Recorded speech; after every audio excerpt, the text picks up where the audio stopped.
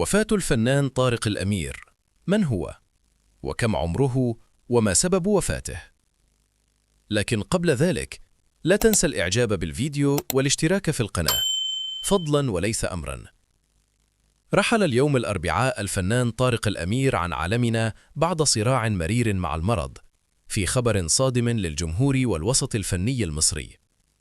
الراحل توفي في إحدى المستشفيات الكبرى بالقاهرة بعد تدهور حالته الصحية ودخوله في غيبوبة كاملة، حيث لم تنجح المحاولات الطبية في إنقاذه قبل أن يلفظ أنفاسه الأخيرة عن عمر يناهز 60 عاماً تقريباً.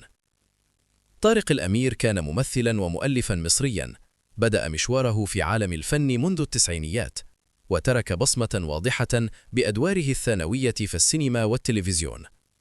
عرفه الجمهور في أفلام مثل اللي بالي بالك، حيث جسد دور الضابط هاني، وعسل أسود بشخصية عبد المنصف، كما ظهر في أفلام عوكل وصنع في مصر مع كبار النجوم.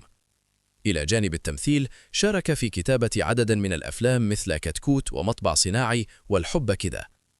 في الأيام الأخيرة كان طارق الأمير يعاني من أزمة صحية حادة، حيث تعرض لأزمة قلبية وتعقدت حالته بعد إصابته بعدوى بكتيرية أثناء تلقي العلاج، مما أدى إلى تدهور حالته ودخوله في غيبوبة قبل رحيله.